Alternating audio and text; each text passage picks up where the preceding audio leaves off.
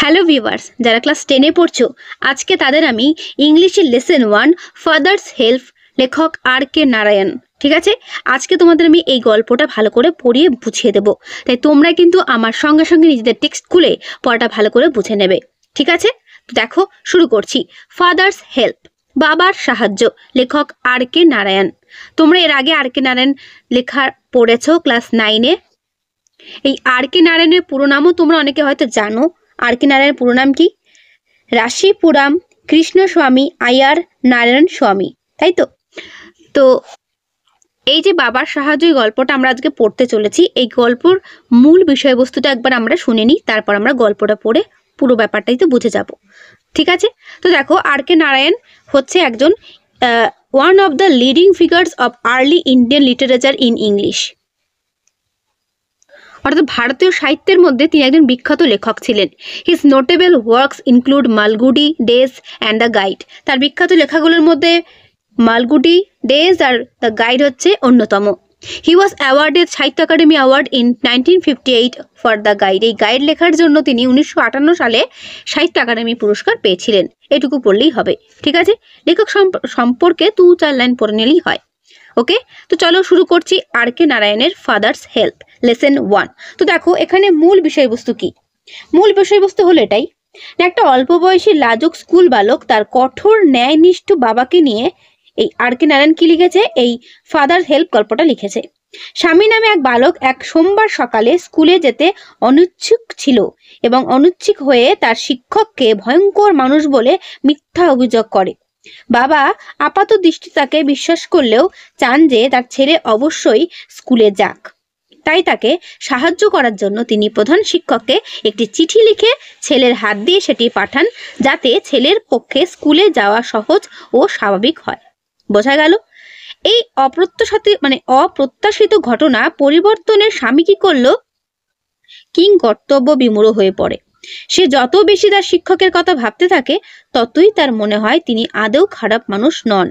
সে তাকে ভালোবাসতে থাকে এবং তার দুঃখ বোধ করে তার জন্য। প্রধান শিক্ষক অনুপস্থিত থাকায় চিঠিটি তার হাতে দেওয়া সম্ভব হয়নি। সুতরাং পাঠক হিসেবে আমরা দেখতে পাই যে সবকিছু স্বাভাবিক করার জন্য বাবার সাহায্যের প্রয়োজন হলো না। সবকিছু স্বাভাবিক করার জন্য কিন্তু বাবার প্রয়োজন হলো না, কিন্তু প্রকৃতপক্ষে বাবার সাহায্য স্বামীর কাছে পরোক্ষভাবে দারুণ প্রয়োজনে লাগলো। এটি তাকে তার ভুল বুঝতে সাহায্য করলো, তার বিবেকবোধ ফিরিয়ে আনলো এবং তাকে তার প্রিয় শিক্ষক সম্বন্ধে ভুল ও অন্যায় যেটা সেই ধারণাটা পোষণ করা থেকে রক্ষা করলো। সুতরাং গল্পটার যে মূল যে বিষয়বস্তু তোমরা প্রত্যেকেই আশা করি ধরতে পেরেছো। যদি বুঝতে না পারো, গল্পটা আমরা পড়ি, তাহলে আরো ভালো করে আমরা বুঝতে পারবো। বোঝা গেল? চলো শুরু করছি ইউনিট 1। আমি তোমাদের আজকে ভিডিওতে আর কি ইউনিট 1 এবং ইউনিট 2 দুটোই পড়িয়ে দেবো। ইউনিট 3 যেটা রয়েছে তোমাদের, সেটাই তোমাদের নেক্সট ভিডিওতে দিয়ে দেবো। ওকে, দেখো, lying in bed, Swami realized with a shudder that it was Monday morning. অর্থাৎ বিছানায় শুয়ে স্বামীর খেয়াল হলো যে আজ সোমবারের সকাল। বোঝা গেল? It looked as though only a moment ago it was Friday. সে শিউরে উঠল এটা ভেবে। তার মনে হলো যেন মাত্র এক মুহূর্ত আগেও তো ছিল শুক্রবার। এটা ভেবে যে এক মুহূর্ত আগে শুক্রবার ছিল, হঠাৎ সেটা সোমবার সকাল হয়ে গেল, এরকম। অলরেডি মানডে ওয়াজ দেয়ার, বলছে আর এর মধ্যে হয়ে গেল সোমবার, মানে ছিল শুক্রবার হয়ে গেল সোমবার, এরকম প্রশ্ন মনে মনে হচ্ছে। He hoped he didn't have to go to school. সে তো এদিকে আশা করেছিল তাকে যেন স্কুলে যেতে না হয়। At 9 o'clock Swaminathan wailed. ঠিক 9টার সময় স্বামীনাথন ওয়েল্ড বলতে যন্ত্রণা কাতর কণ্ঠে বলে ফেললো। এখানে ওয়েল্ড কথা মতো আর কি আর্তনাদে, অর্থাৎ যন্ত্রণা কাতরে বলে ফেললো, আই হ্যাভ এ হেডেক, আমার মাথা ধরেছে। মাদার জেনারেসলি সাজেস্টেড দ্যাট স্বামী মাইট স্টে অ্যাট হোম। মা উদার হয়ে বললেন স্বামী বাড়িতেই থাকুক। এখানে স্বামী হচ্ছে বালকটার নাম। ঠিক আছে, আর তোমাদের একটা কথা বলে রাখি, এই যে বোল্ড করা যে ওয়ার্ডগুলো রয়েছে এগুলো ভালো করে দেখবে। তোমাদের ফাইনালে বা ইউনিট টেস্ট পরীক্ষাতে কিন্তু এই ওয়ার্ড মিনিং দেবে, তাই এগুলো কিন্তু মানে প্রথমেই বলা রইলো, ভালো করে কিন্তু দেখবে, ঠিক আছে, অর্থাৎ মিনিং সহ। ওকে, তো শাডার মানে কি? শাডার মানে হচ্ছে শিউরে ওঠা, অর্থাৎ ও ভাবতে ভাবতে শিউরে উঠলো যে শুক্রবার ছিল সোমবার কি করে হয়ে গেল, এরকম ব্যাপার। ওকে, তো ওর মা ওকে কি করতো না, মা উদার হয়ে বললেন যে স্বামী বাড়িতে কি করুক, থাকুক। At 9:30 when he ought to have been in the school prayer hall, Swami was lying on the bench in mother's room. বলছে যখন তার স্কুলে প্রার্থনা কক্ষে থাকার কথা, তখন মানে 9:30টার সময় যখন সে তার স্কুলের প্রার্থনা কক্ষে, যেখানে আর কি প্রার্থনা হয়, সেখানে থাকার কথা, তখন স্বামী তার মায়ের ঘরের বেঞ্চেতে কি করছে, শুয়ে আছে। ফাদার আস্কড হিম, বাবা থেকে প্রশ্ন করলো, have you no school today, তোর কি আজ স্কুল নেই? তখন স্বামী রিপ্লাই দিল, হেডেক, মাথা ধরেছে। Nonsense, dress up and go, বাজে কথা, পোশাকটা পর আর স্কুলে যা। হেডেক, মাথা ধরেছে। Loaf about less on Sundays and you will be without a headache on Monday. রবিবারে একটু কম ঘোরাঘুরি করো, তাহলে আর সোমবারে মাথা ধরবে না। এখানে লোফ মানে কি? অলসভাবে ঘুরে বেড়ানো। তোমাদের আমি একটু আগেই বললাম এই বোল্ড করে ওয়ার্ডগুলো ভালো করে পড়বে, তোমাদের ওয়ার্ড স্টকও বাড়বে এবং পরীক্ষাতে তোমরা ওয়ার্ড মিনিংও করতে পারবে, ঠিক আছে। তখন বলছে স্বামী new how strict his father could be. স্বামী জানতো তার বাবা কতটা কড়া হতে পারেন। So he change his practice, তাই সে কি করলো, তাই সে তার কৌশলটাকে পাল্টালো, অর্থাৎ প্র্যাকটিস কথা মানে তার কৌশলটা। I can't go so late to the class, বলছে আমি তো এত দেরিতে ক্লাসে যেতে পারবো না। ইউ উইল হ্যাভ টু, তোকে যেতেই হবে। It is your own fault, এটা তোর নিজের দোষ। What will the teacher think if I go so late, এত দেরিতে গেলে মাস্টারমশাই কি ভাববেন বলো তো। Tell him you had a headache and so are late, বলবি তাকে যে তোর মাথা ধরেছিল তাই তোর দেরি হয়েছে। He will scold me if I say so, একথা বলে উনি আমাকে বকবেন। উইল হি, বকবেন, লেট আস সি, চ ঠিক আছে চ দেখি আমি। হোয়াট ইজ হিজ নেম, ওনার নামটা কি বলতো, স্যামুয়েল। তাহলে যে স্যার বকবে সেই স্যারের নাম কি, Samuel. Does he always scold the student, উনি কি সবসময় ছাত্রদের বকেন। He is a very angry man, তাহলে এটা হচ্ছে স্যামুয়েলের ডেফিনেশন। কি বলছে, উনি একজন রাগী মানুষ। He is specially angry with boys, সে ছেলেদের প্রতি কি হয়, রাগ করে, যেসব ছেলেরা হু কাম ইন লেট, যারা দেরি করে আসে। Wouldn't like to go late to Samuel class, বলছে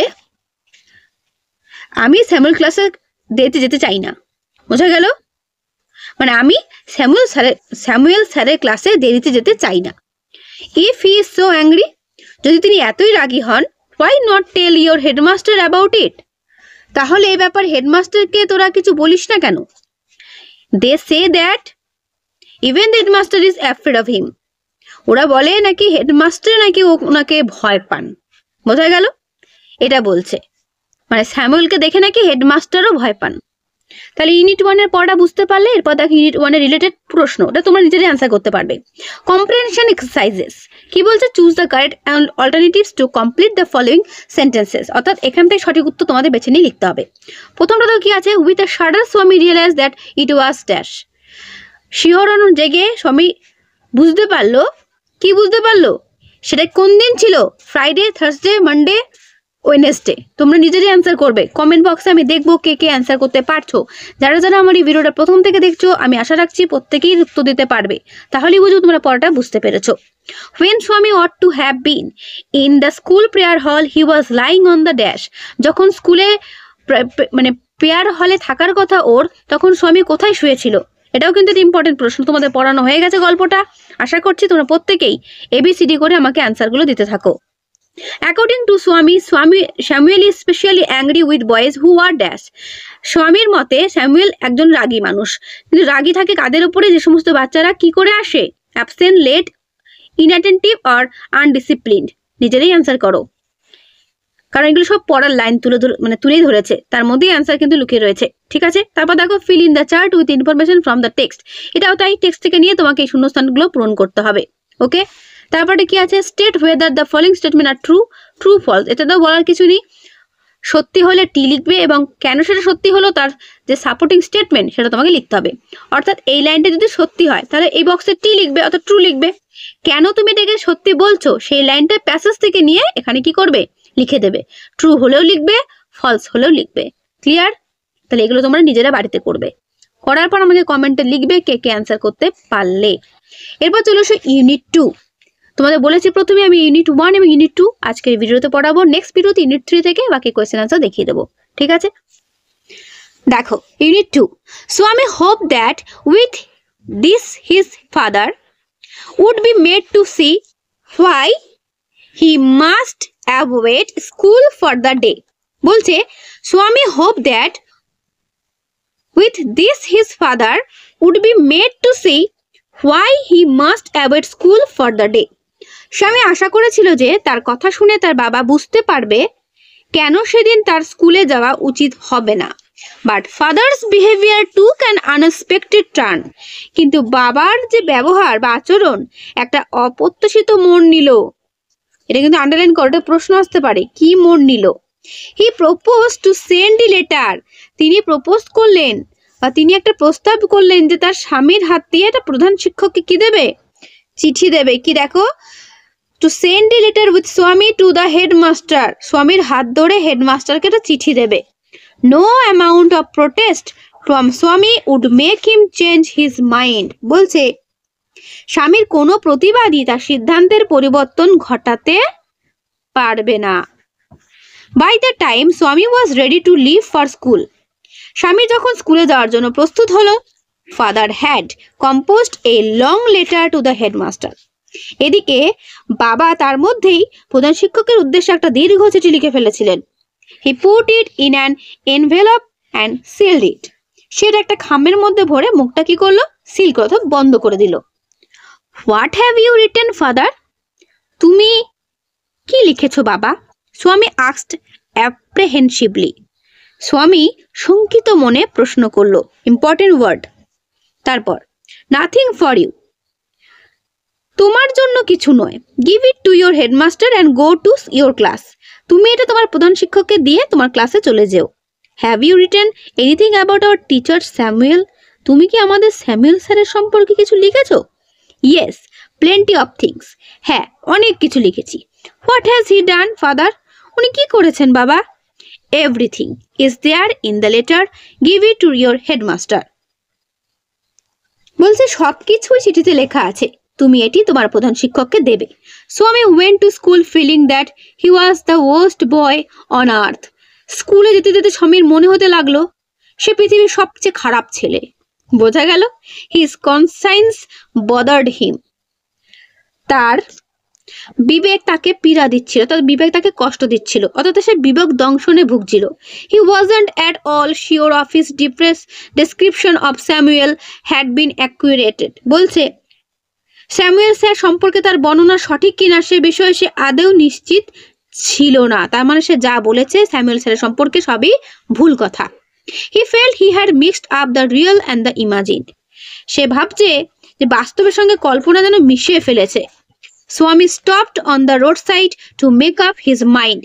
স্যামুয়েল তার সম্পর্কে যে মনোভাব স্থির করে ফেলেছে, বা স্যামুয়েল স্যার সম্পর্কে তার মনোভাব যে স্থির করে সে নেওয়ার জন্য সে রাস্তার একপাশে কি করলো, হঠাৎ করে দাঁড়িয়ে পড়লো। ঠিক আছে, Samuel was not such a bad man after all. যাই হোক, স্যামুয়েল স্যার এমন কিছু খারাপ মানুষ নন। Personally he was much more friendly than the other teacher. ব্যক্তিগতভাবে তিনি অন্যান্য শিক্ষকদের চেয়ে অনেক বেশি বন্ধুভাবাপন্ন, বন্ধুত্বপূর্ণ আর কি। স্বামী also felt Samuel had a special regard for him. স্বামীর এও মনে হলো যে স্যামুয়েল স্যার তাকে বিশেষ নজরে দেখেন। স্বামীর head was dizzy with confusion. স্বামীর মাথাটা বিভ্রান্তিতে ঘুরতে লাগলো এসব কথাগুলো ভাবার সঙ্গে সঙ্গে। ঠিক আছে, he could not decide if Samuel really deserve the allegation made against him in the letter. বলছে সে ঠিকমতো স্থির করতে পারছিল না যে চিঠিতে স্যামুয়েলসনের বিরুদ্ধে যে অভিযোগগুলো করা হয়েছে সেগুলো ওনার প্রাপ্য কিনা। টু রিকল, তার আগে একটা স্কিপ করলাম, the more he thought of Samuel the more স্বামী গ্রিভড ফর হিম। বলছে যত বেশি সে আর কি স্যামুয়েল স্যার সম্পর্কে ভাবতে লাগলো তত বেশি সে তার জন্য দুঃখবোধ করতে লাগলো। To recall Samuel dark face, his thin moustache, unshaven cheek and yellow coat fill Swaminathan with সরো।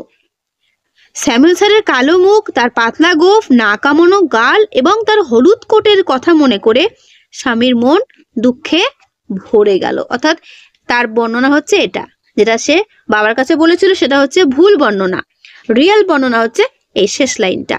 ঠিক আছে, বোঝা গেল? অর্থাৎ সে স্কুলে যেতে যেতে রাস্তার পাশে দাঁড়িয়ে এইসব কথাই ভাবতে শুরু করলো।